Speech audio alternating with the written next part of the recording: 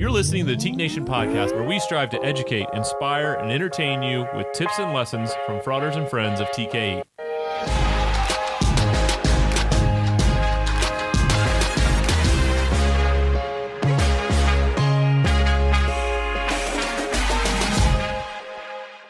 Welcome, Teak Nation podcast nation. I think that's the proper way to put it, right?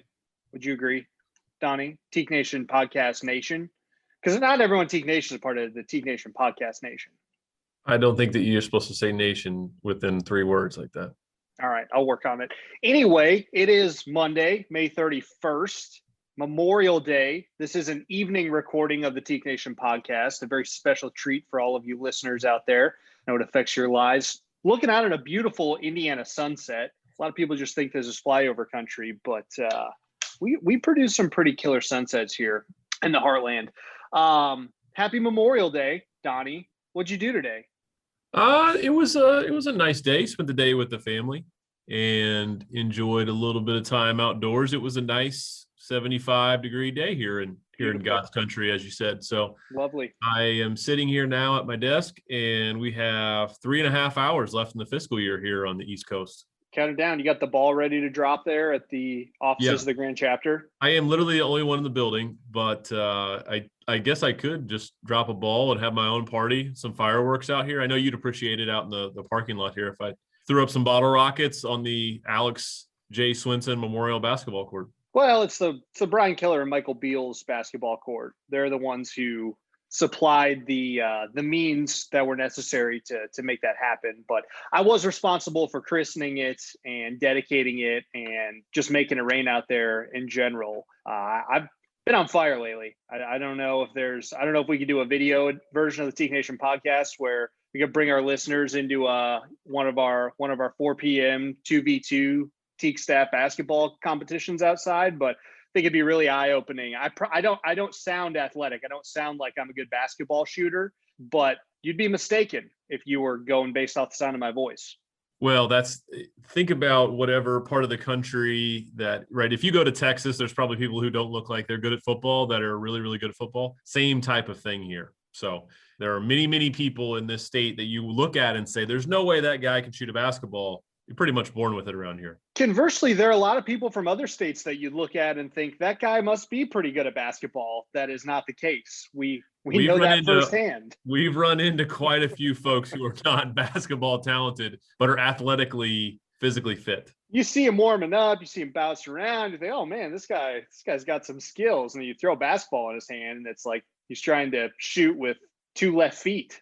Well, let's keep it moving here. I'm sure folks tuned in for basketball talk and Indiana sets. Let's keep it moving. Yeah, I mean, anything else good Memorial Day wise? You could have a nice meal with your family. I mean, this is well, first and foremost, we should not forget the actual purpose of Memorial Day, which is very important. I know both of us have some very near and dear members of our family who are military and fortunately did not pass away in the line of duty, but it is important to recognize those, especially the frauders, many Teaks out there who fought and died in the United States military, who fought and are still with us. So certainly appreciate the service and want to make sure we honor and respect them. But we also know that Memorial Day is a time to get together and celebrate with friends and family. And that's what a lot of people utilize it for as well. Yeah, we take for granted how lucky we are to live in this country and the folks that every day around the world protect our freedom. And unfortunately, some of those folks that never make it home and the families that live with that hole in their family for the rest of their lives. So all we can do is humbly say thank you. Yeah, that's a serious angle for the Teak Nation podcast. You don't get that out of us very often, but happy to oblige. One other big Memorial Day tradition, if you will, are our Memorial Day sales, of course. If we're going to turn the corner back to the lighter tone, I impulse bought a television today that was on sale. Got to Walmart to pick it up. I do buy my TVs from Walmart.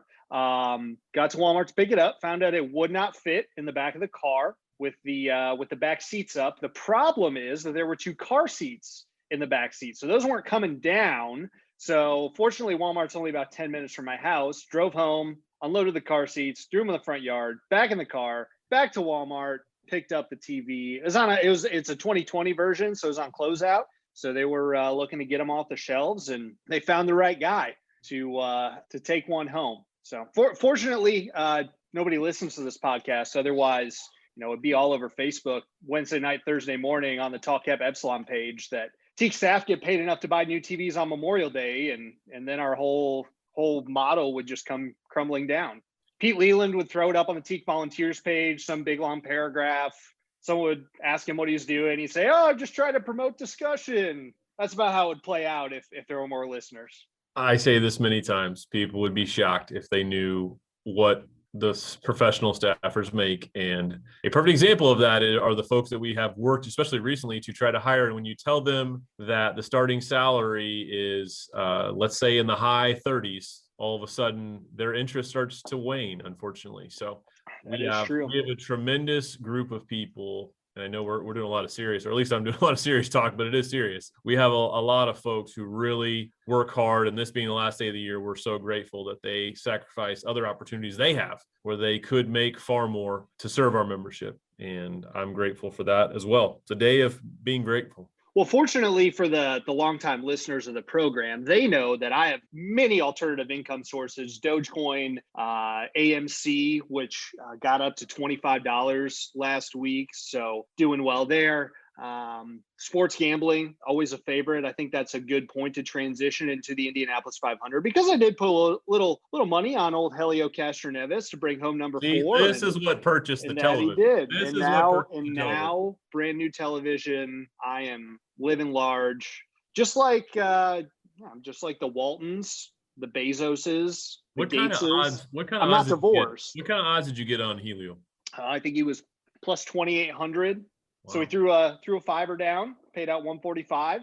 Did not cover the full cost of the television, but it helped. Every little bit helps. You know what they say.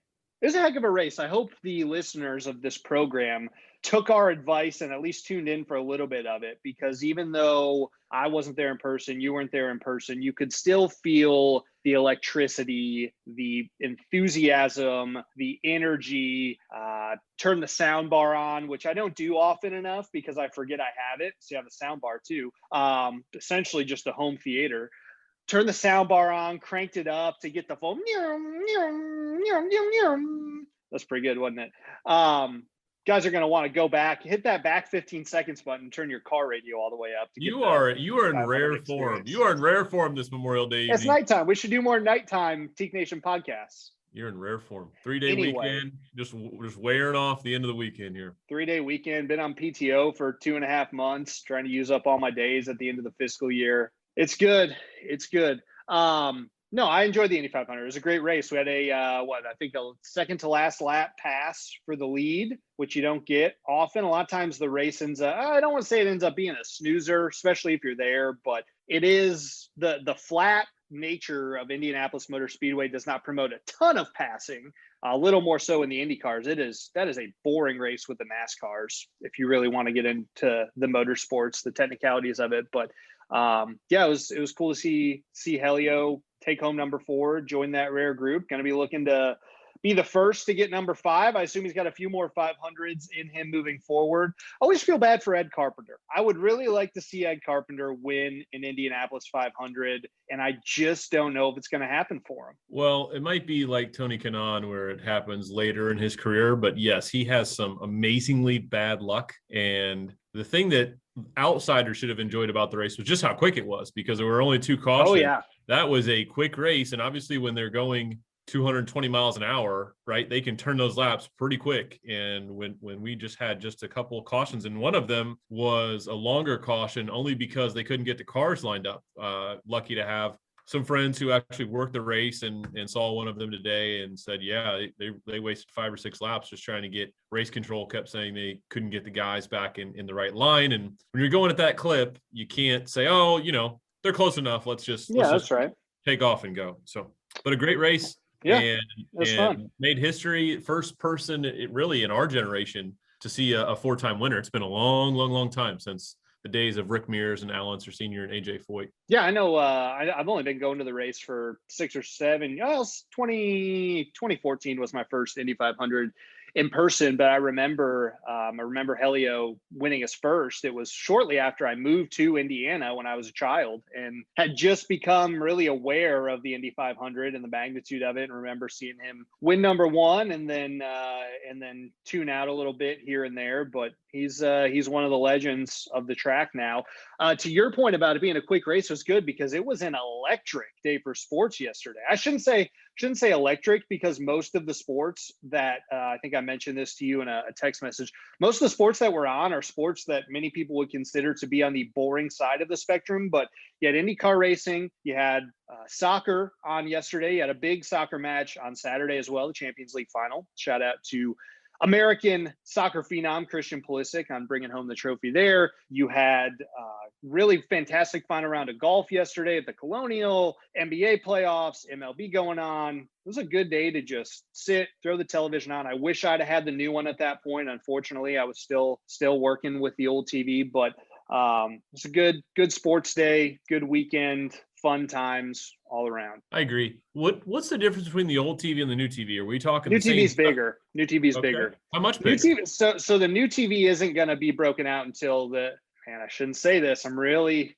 going down a path here of no return. New TV is not going to go in until we get into the new house, which will be in August-ish timeline, mid to late August. So it's going to sit idle in my living room with the little storage space we have, which is why we need a new house because we don't have anywhere to put a TV for 6 months, 4 months, whatever it is. But yeah, that was I know I'm going to want one when we move. I'm going to have $0 in my bank account once we put the down payment on the new house. So I might as well enjoy the time when I still have a little bit of money, make this purchase. So it'll be a slow burn, but I'll appreciate it. I think that the upside for the fraternity and the listeners out there is because you are purchasing a new house and purchasing a new television, to your point, you're going to be tied into this place, grinding it out, working your tail off. Hey, to make sure you can afford this house. No more initiate years like we just had. Can't afford it. Cannot afford it. Can't handle it.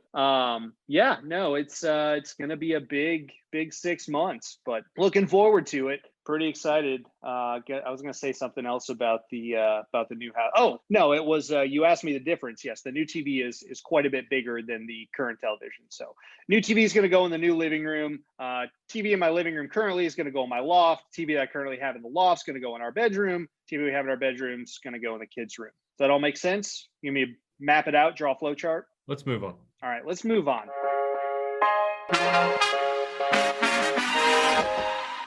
It is the end of the TKE fiscal year, as we have mentioned. So I wanted to hit on a rule of three. I think we've done a version of this with COVID, but the rule of three I wanted to hit on. What are three big takeaways that you will pull when you think back in the 2020-2021 TKE fiscal year? Three lessons, three goals that you hit, whatever the three big sticking points of this last 365 days of our work life. Yeah.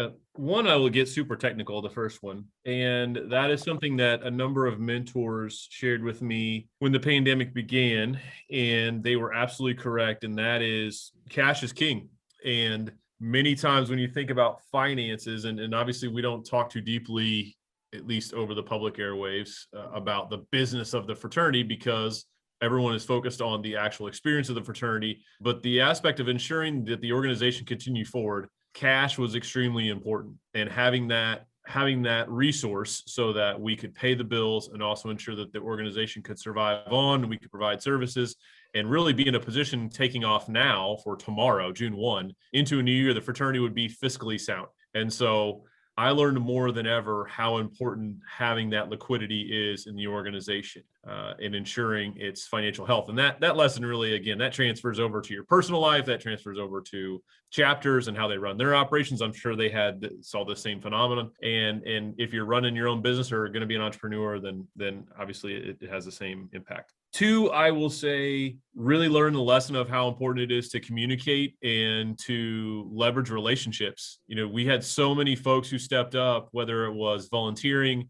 leaders in our chapters who helped to keep guys interested, who did a great job on retention. If you recall, Alex, we were going through the summer and into this fall, and people thought, people wouldn't even want to stay and be part of an organization because they couldn't have the social events, because they couldn't get together, but they did. And they sacrificed, and they made the fraternity a priority. And it was a lot of those leaders and volunteers and the communication that we had back and forth that I think impacted in a very positive way the organization moving forward. And the last piece, and I don't want to end on a downer, but it's just more of a reality check for everyone. You mentioned we can't have another initiate year. Every organization struggled in terms of membership, fraternities and sororities in this year, but it just shows how fragile the organization is. Many times we like to puff our chest out, all of us, about how strong the fraternity is and all the success it's had and the decades of sustained excellence. And that can be taken away really, really quickly with just a couple of years where we do not bring in men at our normal rate. And all of the consequences of that, from the financial to the staffing ability to the resources we can provide to the impact we can have on our groups there on the ground, it all ties together. And so to see how fragile the organization can be, and the line between dominance and excellence and between being very, very challenged is not that great. And so in some ways that can add some perspective. In another way, it inspires me because I know that we're not too far away from crushing it in this coming year, crushing it the second year after that, right? And we're right back, we're rolling and able to really get off and see where can we expand and take off and grow. So those relationships, especially as I mentioned, and just seeing how important the fraternity is to folks. I think this was a real year to find that. A lot of people say they love the fraternity, and this past year was where a number of folks showed it in one way or another. Well, they either showed it or they exposed themselves to be a bit of a fraud. So there were two different ways to take that. Nodding your head. All right.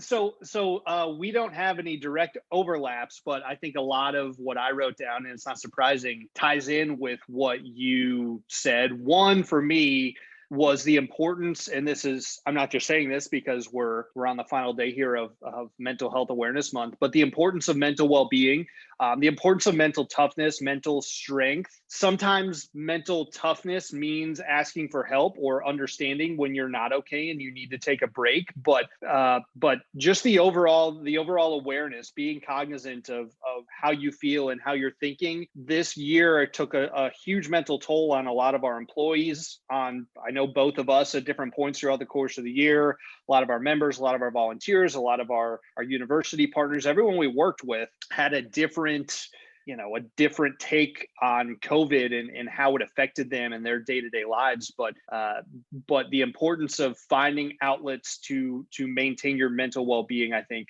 for me, is one of the most important takeaways.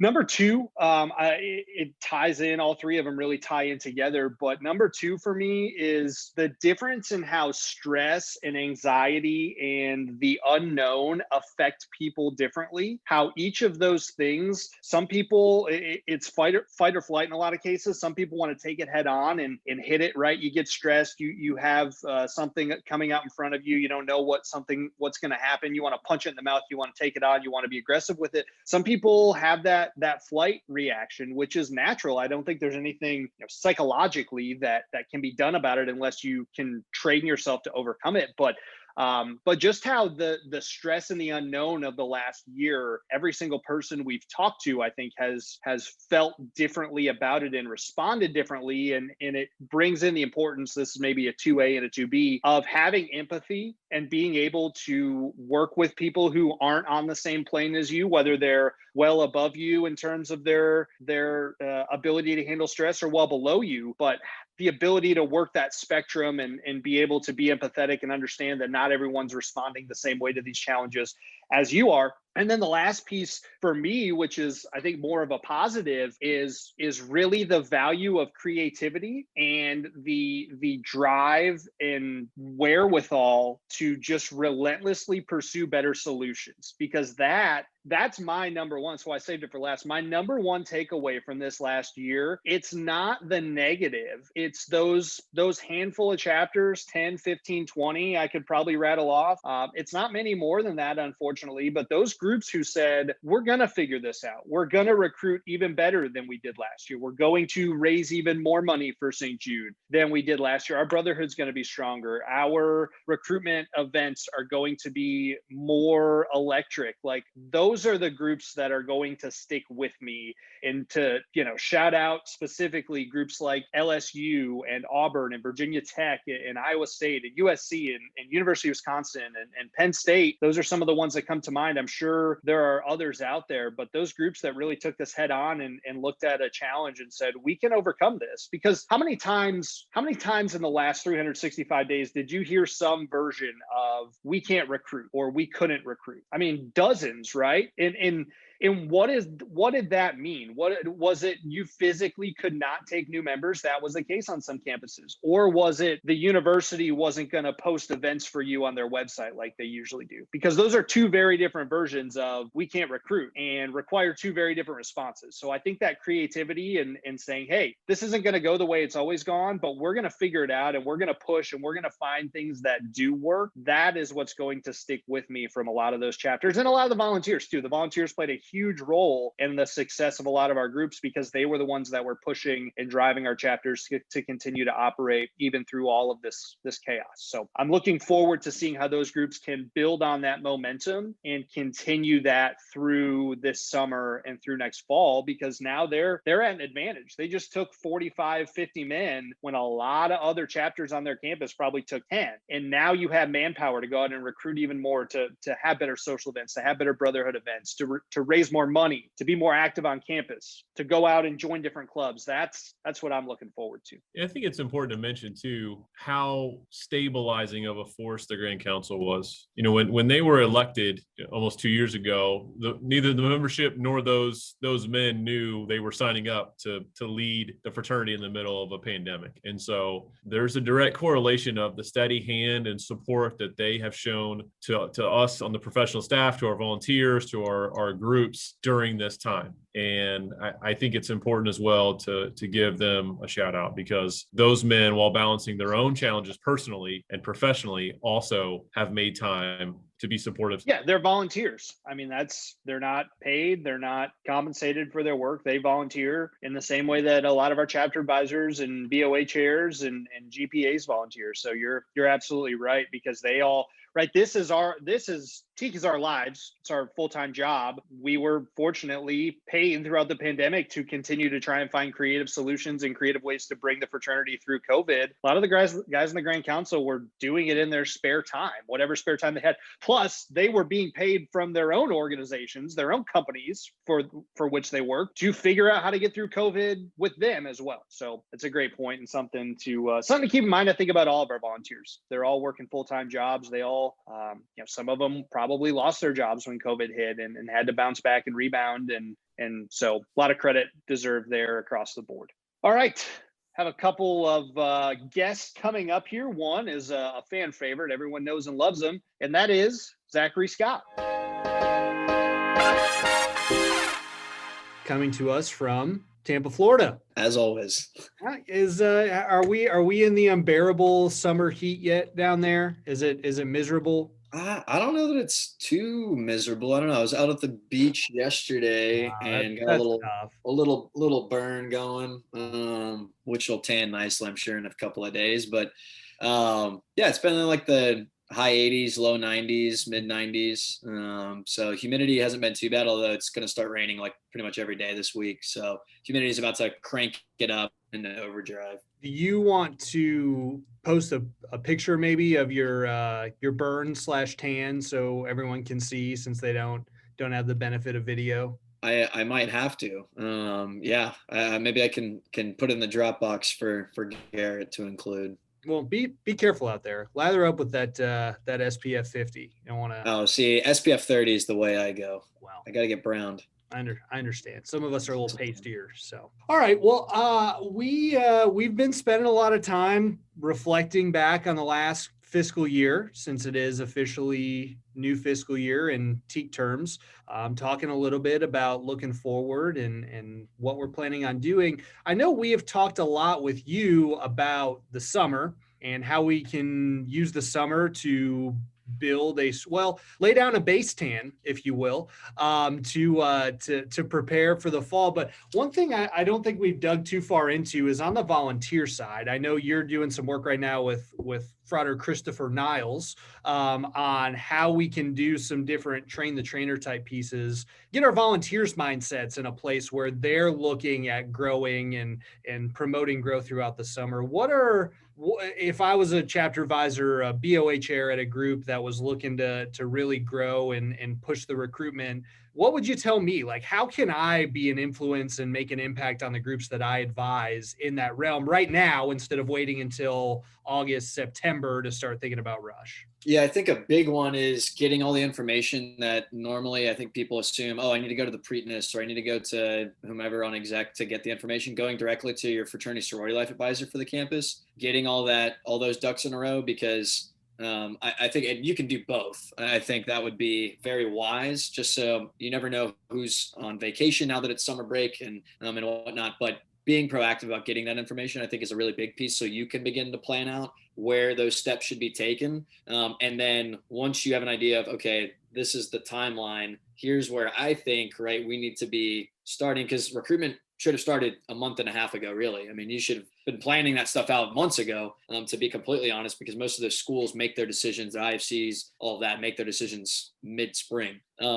So once you have an idea of when recruitment is, backtracking, right, of where are we going to, right, send out all of our DMs, all of our emails, all this stuff. Did in January, December, did we sign up to help with move-in or orientation teams? Because orientation is going to start in the next few weeks. Move-in will be around, it's right around the corner with July and August, and seeing all of these little touch points, right? All the things that we can do to be pipelining names. What have we done already? What are we going to do over the next couple of weeks? And by the start of July, right, we want to be in a position where we have meetings set up with people, right? If we're a larger campus that typically does summer recruitment, that we've got cookouts and other things in various cities, not even just in the town of where our university is, set up. If we're a smaller campus, who are the guys that we've reached out to that are in the same hometown as us? We can go grab lunch with them. We can go do these person-to-person interactions that people have been denied for the last 15, 16 months. Getting those things set up. The guy who's across the country, are we setting up Zooms to be able to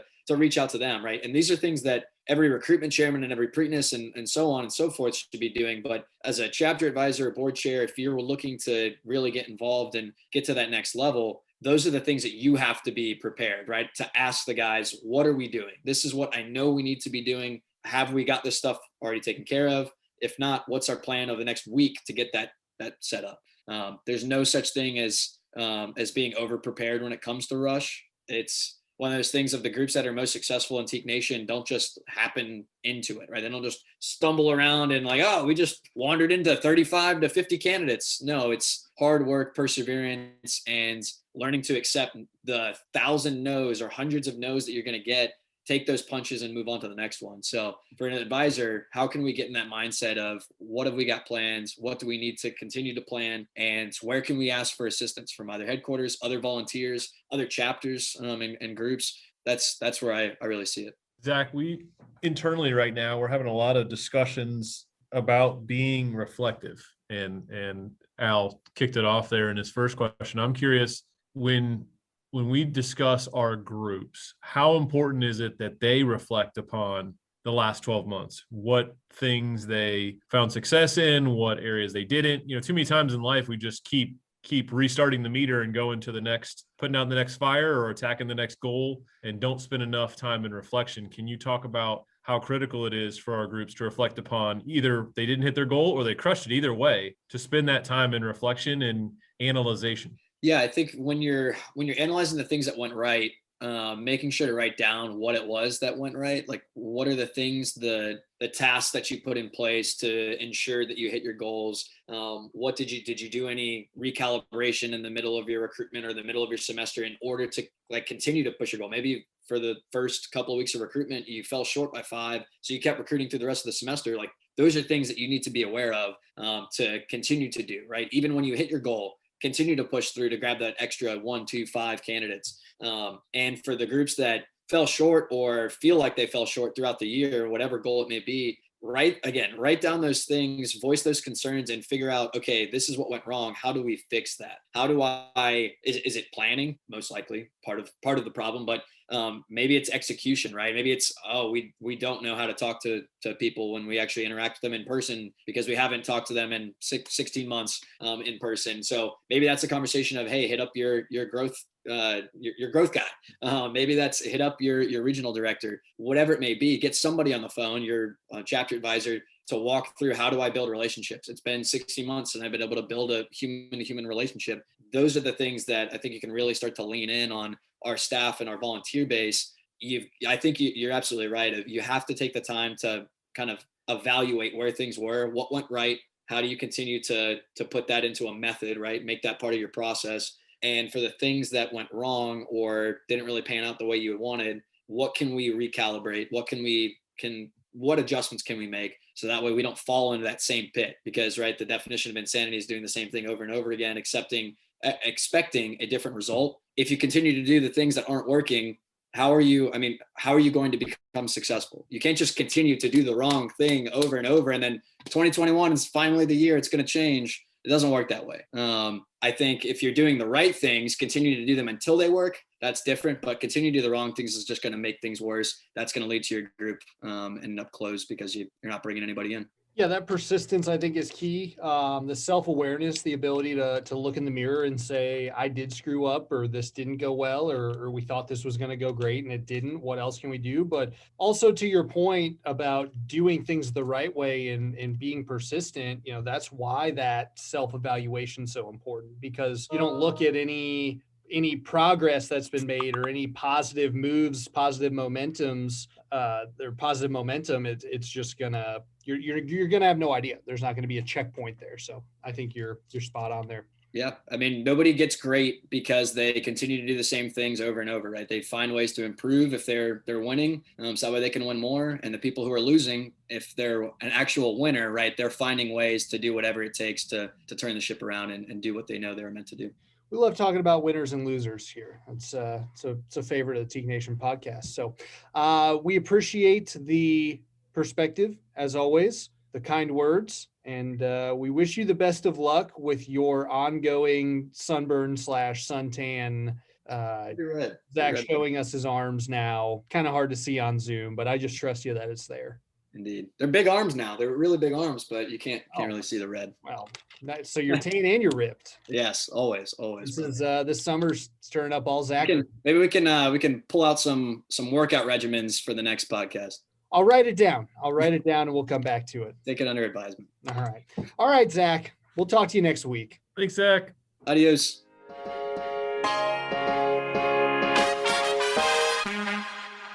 Thank you to Zach Scott, as always, good friend of the program. We're moving now to a special guest. This is actually our first Grand Council member on season 2 of the Teke Nation podcast, and it ties in directly with Pride Month, which is upcoming in June, because our guest today is Grand Grammateus Ryan Vescio, who is the chairman of the DEI committee. And we're very excited to bring him in now to talk about a lot of the great things the committee is doing and how they have made an impact on the fraternity in the last year.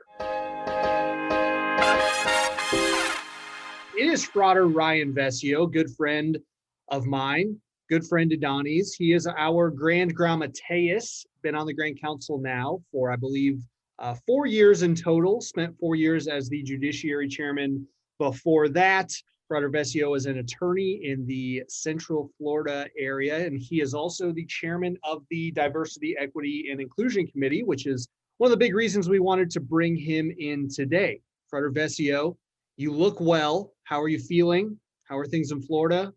Things in Florida are hot and sunny, and it's good to be back with you guys. It's great to have you. I'll mention that a few more times, but it is great to have you. Well, the pleasure is all mine, Al, especially with you.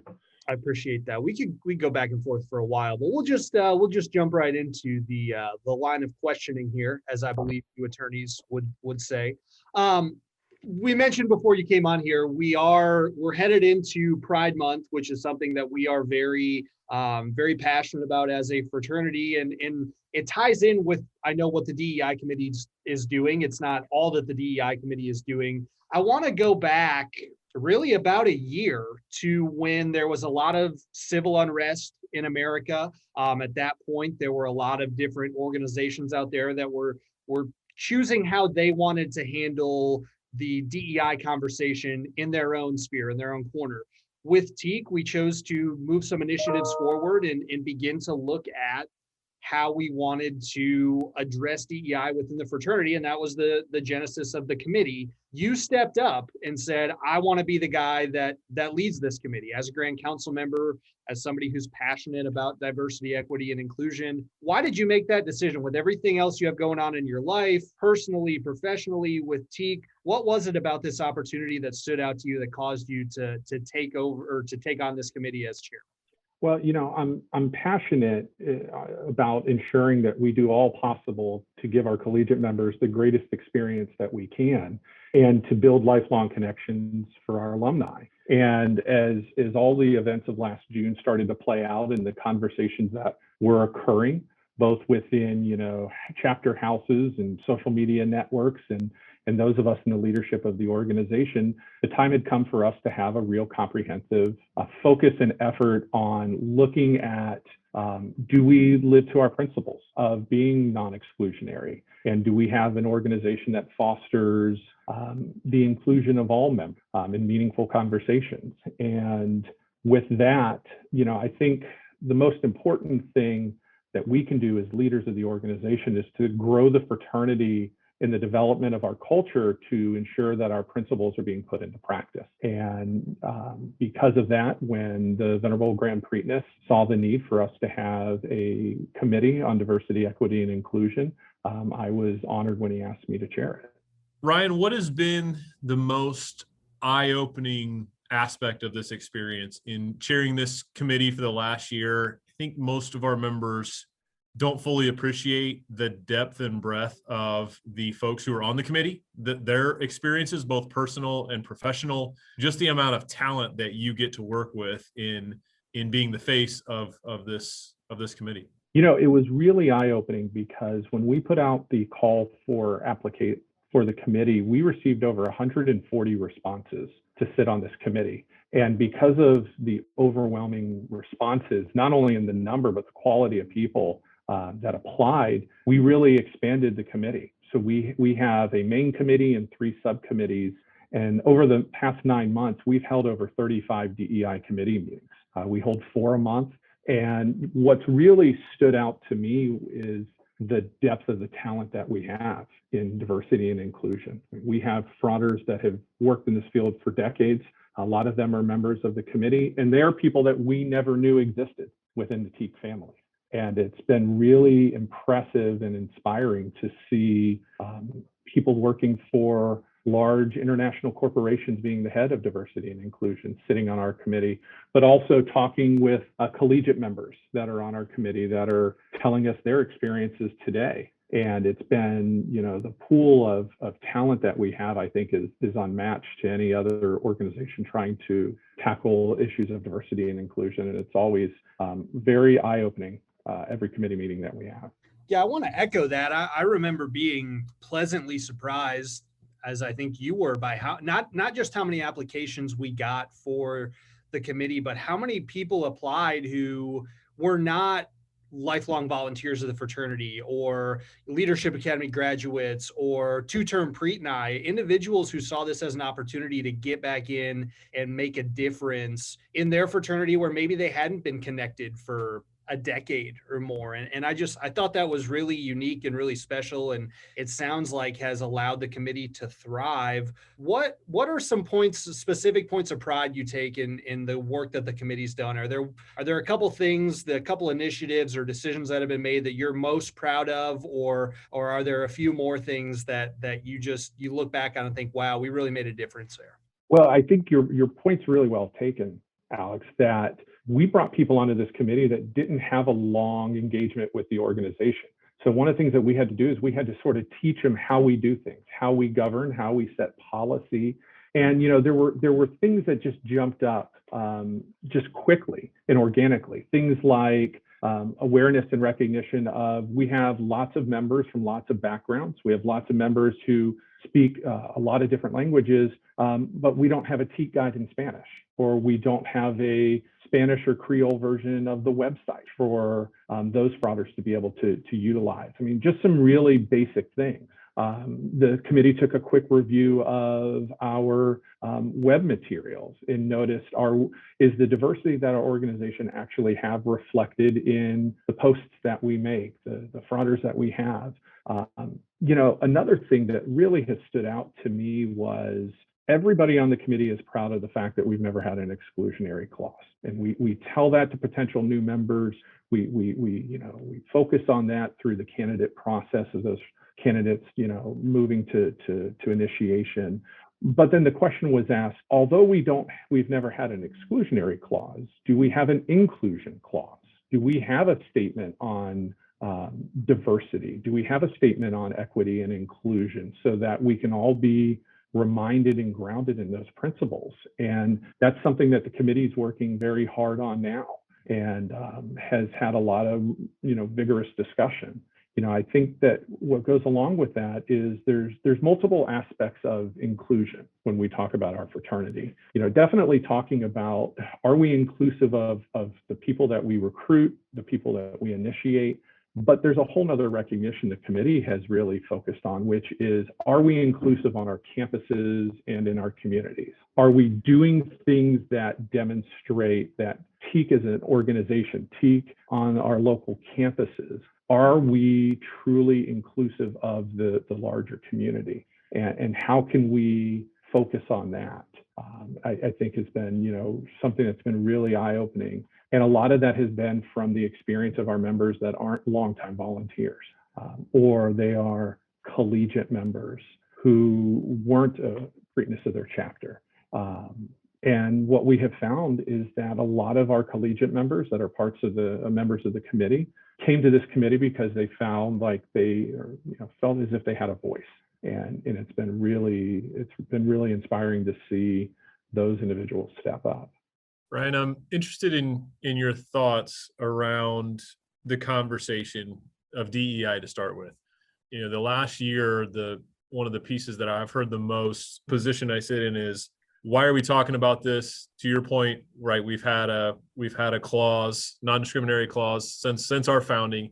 And what I have tried to share as someone who is myself religious is, yes, I have all these beliefs, right? But I still go to church each Sunday because I want to continue to celebrate those beliefs. And much in that same vein, having these conversations about diversity, it is literally just celebrating who we are and what we are, not that we are putting on a red jersey or a blue jersey and being political, or that we're trying to become an action committee or an advocacy group, because that's not what we're trying to do.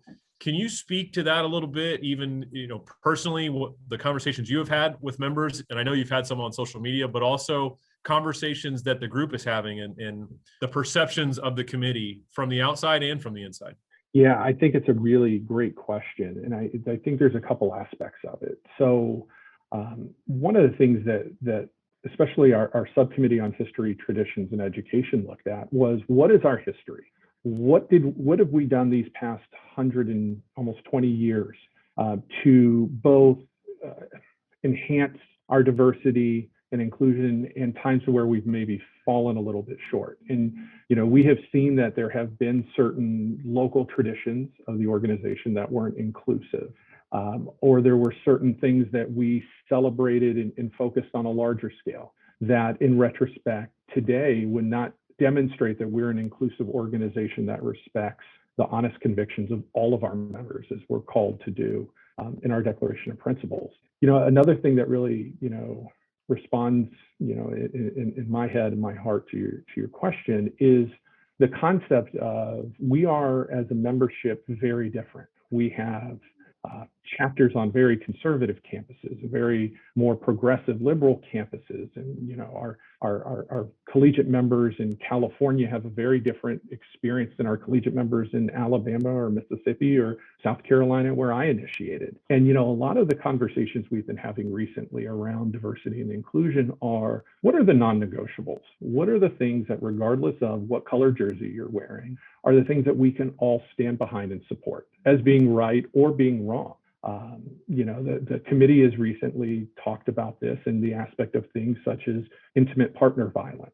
We're all very proud of what TKE did with our push on Title IX and focusing on sexual assault as an organization and supporting policies leading to more victims' rights. But that to us is a topic that we can all get around. And what I'm excited about is the continuing conversations of what can we embrace as a core of a TKE that allows us the stability and the safety to have conversations on more controversial topics, which to me is at the essence of aiding our men in their mental, moral, and social development.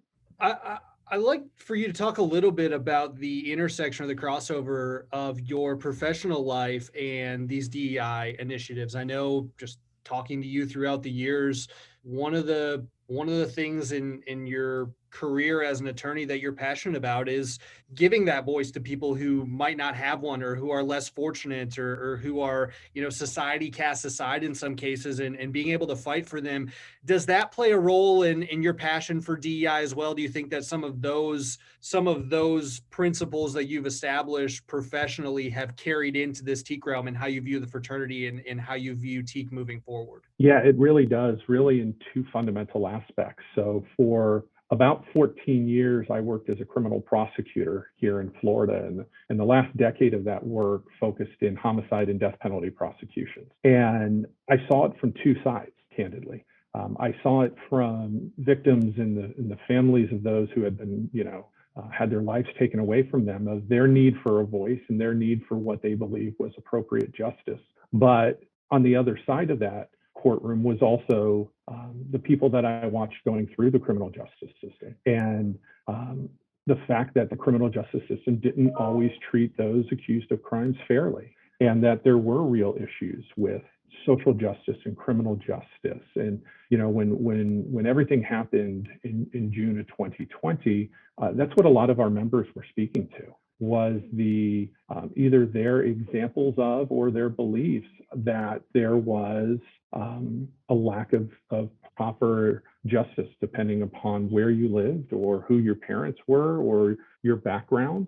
And to me, it really drives my passion in wanting to ensure that all of our members have a voice, and all of our members have the right to be heard, and all of their voices have the right to be respected.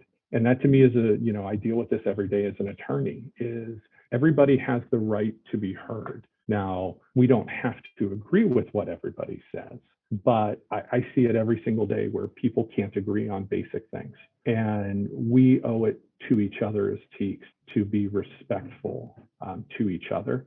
And, one of the long-term goals that I hope with our DEI initiatives is to be able to bring a better foundation for us to have difficult conversations. Ryan, do you have any stories you can share from some of the members of the committee? You don't have to specifically share their name, but I think that for some critics of the DEI committee, a lot of it comes from not even understanding who these people are and the kind of conversations they're having. And for someone who's been lucky enough to peer into a couple of meetings, to hear some of them tell their stories of what the fraternity has done for them and the environment it created. It's easy from the outside to think this is just a bunch of folks who came together to talk about how horrible the fraternity is, right? And all the ways that they've been aggrieved, when what I have seen is much of the opposite in terms of it is done so much for them. And because of that, they want to see it go to the next level. They want to make sure that more folks have the opportunity to have some of the experiences that they've had.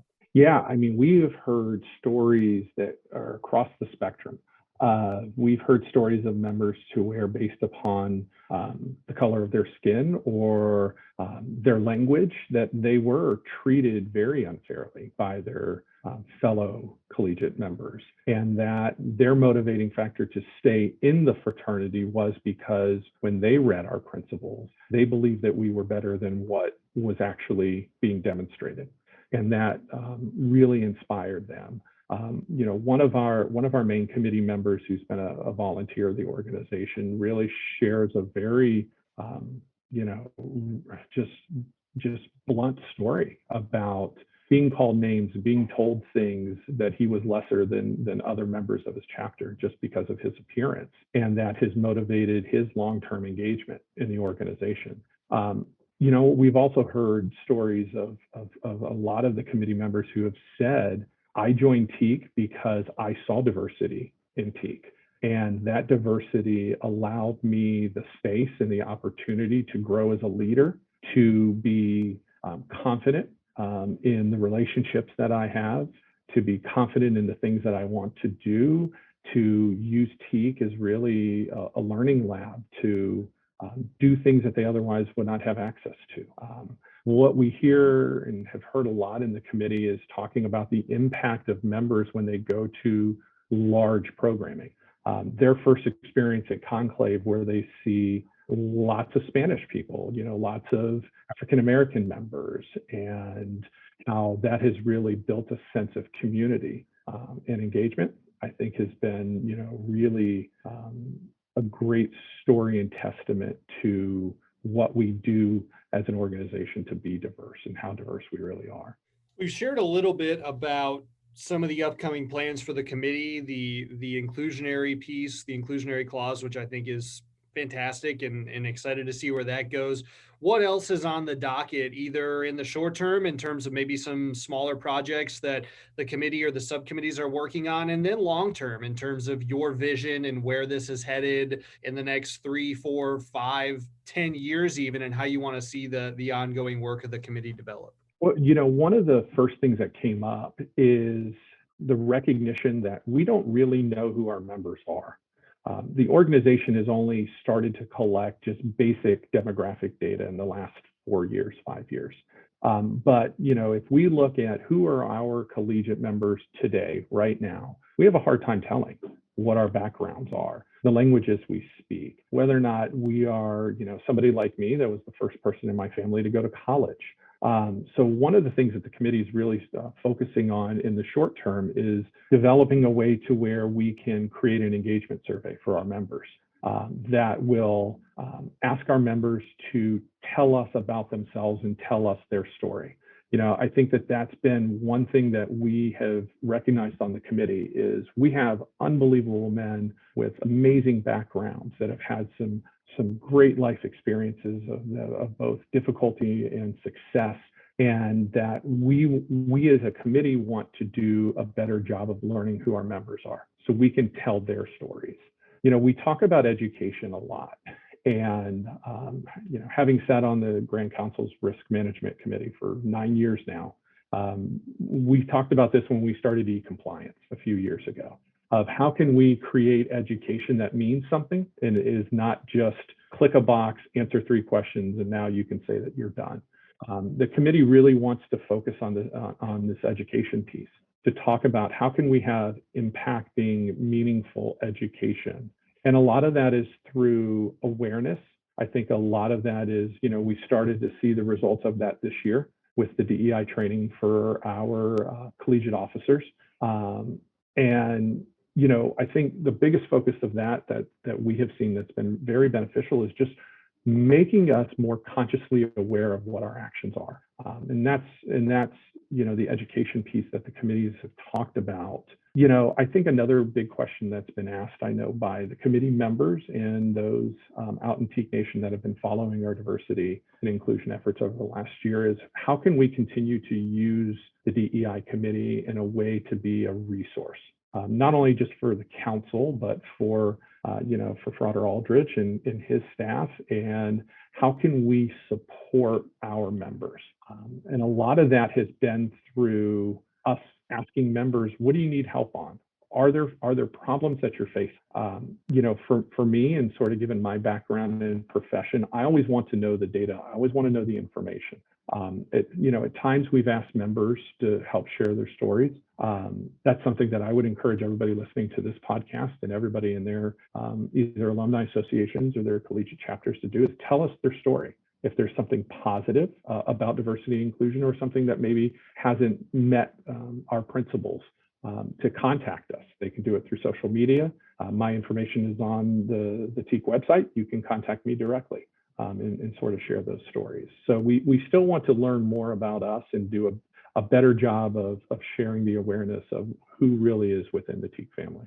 As we're starting a new year here, Ryan, I'm curious, what are your reflections of the past year? What did you learn about the fraternity over the past year, being a member of the Grand Council, DEI committee, someone who's involved even just as a general alumnus in the Orlando area and communicating with a lot of folks there in Central Florida? What did you learn about the fraternity in the last 12 months? Well, I have learned that we are a diverse organization that tries to be inclusive. And I think at times, candidly, we've missed the mark, and we've not been as conscious of our intentions and as conscious of what our discussions can lead to in our members. I will say, though, that one thing that has really stood out to me is that we have some groups in some areas of the country. We are so diverse, and our membership really does reflect the campus, and it reflects the community. But one thing that stood out to me is that oftentimes when we've succeeded in our diversity and inclusion efforts, it's been not deliberate. So, a number of the collegiate members of our committees have shared things such as, when I joined my committee or my chapter, I was the only Spanish guy that joined my chapter. So the next time the rush came out, what did I do? I went and found other Spanish people to join. And over 2, 3, 4 recruitment cycles, now we've got a quarter of the chapter who's Spanish. Where I think that our local groups have been focusing on diversity, but those of us either on the council or those of us involved in sort of the national organization aren't fully aware of all this. It's the other thing that's really stood out to me is that I think that our chapters and our members underappreciate what we want to do to help. And I think a lot of times there is this notation and the stigma, and Donna, you and I talked about this for almost a decade now, of not wanting to involve nationals, not wanting to talk about the staff guys. Nationals is doing this and nationals is doing that. I mean, the reality of it is all of us are giving of our time or our profession with our professional staff to make the college experience that much better. And we just want to help. And if there are issues or times to where there are things going on that aren't inclusive or diverse, that don't show who we really are, we need to know about those things so we can support chapters and alumni associations.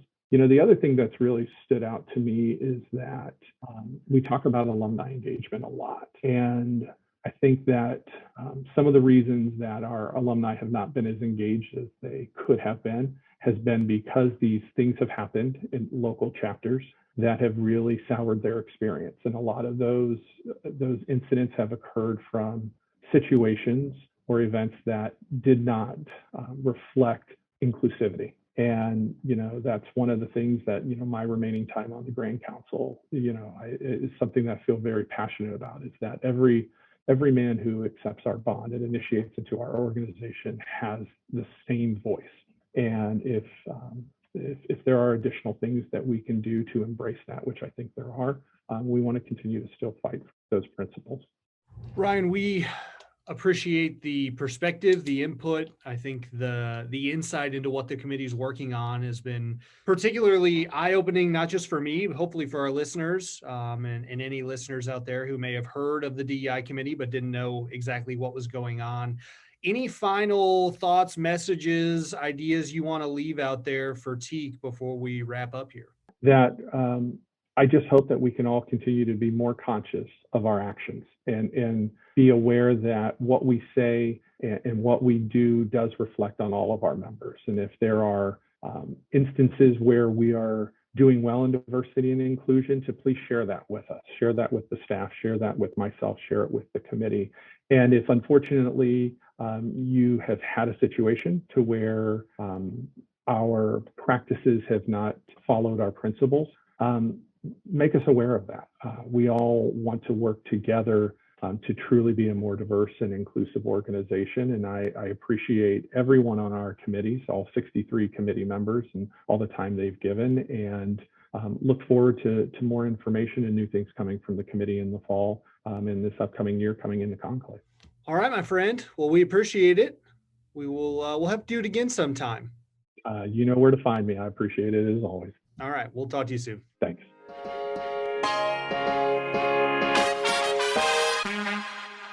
Thank you, Ryan. Always a great time. Hope to have him back sometime soon. And as is tradition, that'll be about it for us here today on the Teak Nation podcast. I do have one special addition to the end of the program. If you'll recall, a few weeks ago, Donnie, I proposed a fantasy football trade offer. You rejected it. I have another one. Let's make I've this been looking quick. hard. I've used this long weekend to really evaluate my roster and where it is and where the other rosters in the league are. All right, here we go. So coming to me, threat level midnight from you, Don Juan's footballers, would be running back San Diego Chargers, Los Angeles Chargers, Austin Eckler. Coming to you, Don Juan's footballers, from me, threat level midnight, would be running back Philadelphia Eagles, Miles Sanders, and wide receiver, New York Giants, Kenny Golladay. Miles Sanders, Kenny Golladay for Austin Eckler. It's not an instant no. It's a pretty good proposal. It's for you. It's one of your top two.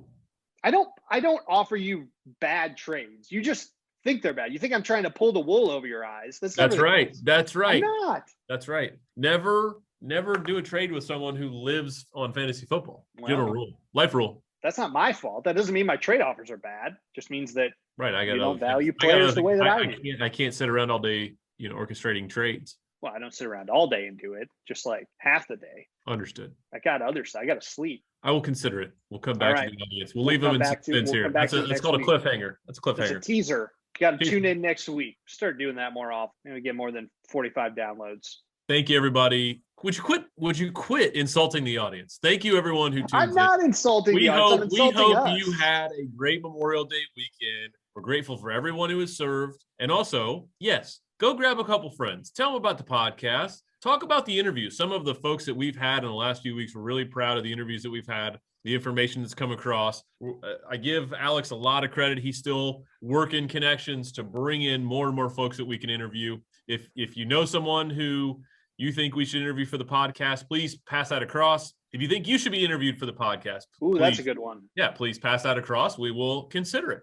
But very, very grateful for our listeners, and we want to keep growing this thing. So appreciate your patriotism. Absolutely. I would have liked to have seen some more listens on the Andrew Hughes episode. The guy literally was halfway up Mount Everest when we talked to him. So if you know anyone who might be interested by that, shout it out, get it in front of them. I've been trying to track Andrew. I did it last night, was unsuccessful in finding out exactly where he was, but looks like he's still out there amongst the mountains. So we wish him the best of luck. And yes, as Donnie said, we are grateful for those of you who listen and certainly appreciate the time that you all give and invest in this program. With that being said, if you have not yet smashed the like button, this would be the time to do so. You know that. Yeah, if you're a regular listener and you still haven't smashed the like button, what are you doing? Subscribe, like, all of that. Every app has its own version of subscribe, but you'll find it pretty easily if you go searching for it. So make sure you do that. Make sure that you are always amongst the first to know when a new episode of the Teak Nation podcast is made available to Teak Nation. Thank you all. Hopefully you had a great Memorial Day. We'll talk to you again soon.